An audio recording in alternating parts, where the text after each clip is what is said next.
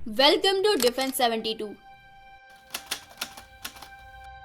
6 दशक पहले जून 1961 में हिंदुस्तान एरोनॉटिक्स लिमिटेड ने एएचएफ मारुत तैयार किया था। ये भारत का पहला स्वदेशी लड़ाकू विमान था। उस समय सेना में इस तरह के 147 फाइटर जेट शामिल किए गए थे।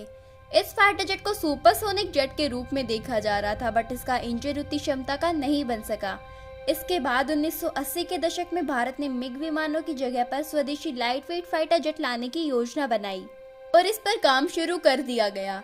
इस तरह single engine multi role fighter jet Tejas का प्रोजेक्ट शुरू हुआ।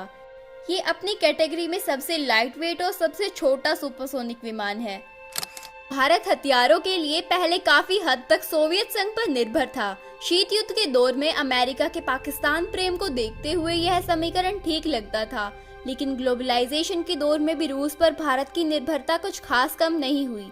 अब भी भारत लगभग आधे हथियारों और उनके कल पुर्जों के लिए रूस पर निर्भर है, लेकिन भारत अब करीब 14 लाख सैनिकों वाली अपनी सेना के मॉडर्नाइजेशन की ओर तेजी से बढ़ रहा है।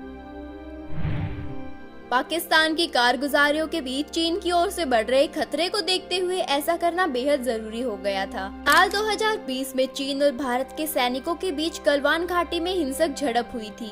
उसमें चीन के कई सैनिक मारे गए थे। भारत के भी 20 सैनिक शहीद हुए थे।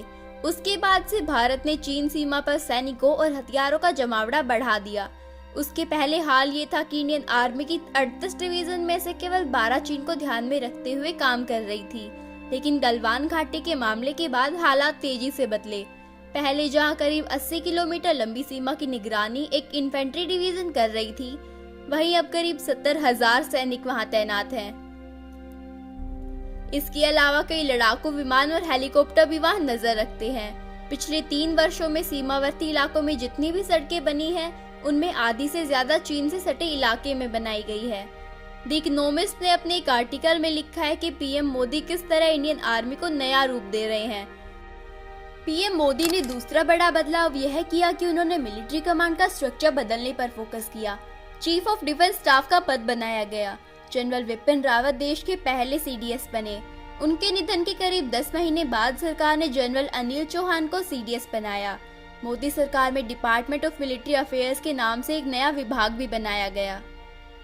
तीसरा बड़ा बदलाव आया है रक्षा तैयारियों पर खर्च के मामले में। साल 2014 में आर्मी के 7 मेन फील्ड कमांडरों के पास अपनी रिसर्च और डेवलपमेंट पर खर्च करने के लिए नाम मात्र की रकम थी। साल 2021 में आर्मी की ट्रेनिंग एंड डॉक्ट्रिन कमांड के पास टेक्नोलॉजी पर खर्च करने के लिए $8 लाख का बजट था, लेकिन साल 2022 में यह रकम बढ़कर $1,80,00,000 कर दी गई। वहीं नॉर्दर्न कमांड के पास नई टेक्नोलॉजी पर खर्च करने के लिए $24 करोड़ का बजट है।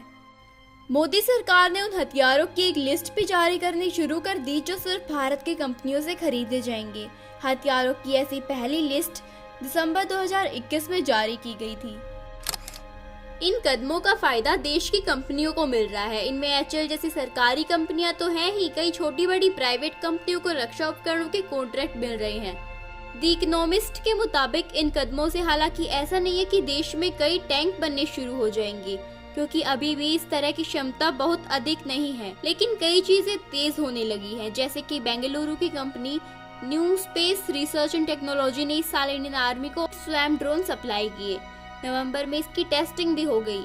इसके अलावा पहाड़ी इलाकों के लिए कार्गो ड्रोन का इस्तेमाल होने लगा है, जिनसे 50 किलोग्राम तक सामान ले जाया जा सकता है। आपको बता दें कि द इकोनॉमिस्ट ने मोदी सरकार के बड़े रक्षा सुधारों में अग्निपथ योजना का भी हवाला दिया है। इसके जरिए सेना में अग्निवीरों की भर्ती हो रही है। इस योजना से सरकार का पेंशन का बोझ घटेगा। आर्मी के कुछ अफसरों ने अग्निपथ योजना पर सवाल उठाए हैं। उनका कहना है कि इससे रेजिमेंट सिस्टम खत्म हो जाएगा।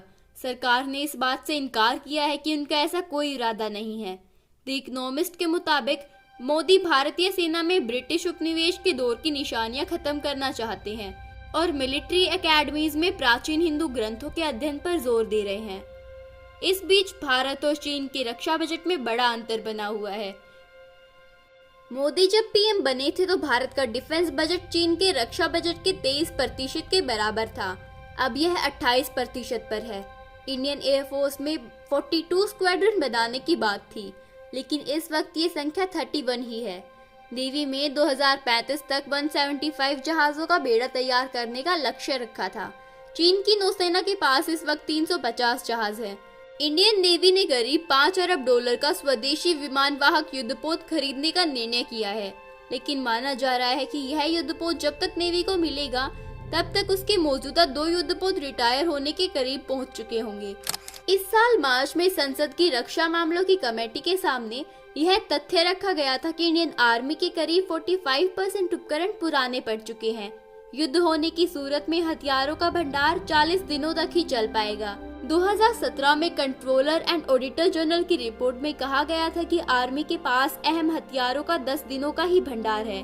हालांकि मोदी सरकार ने हथियारों के देश में उत्पादन और आधुनिकीकरण पर जिस तरह जोर बढ़ाया है, उसके चलते हालात तेजी से बदल रहे हैं। Thanks for watching, stay tuned for more such updates.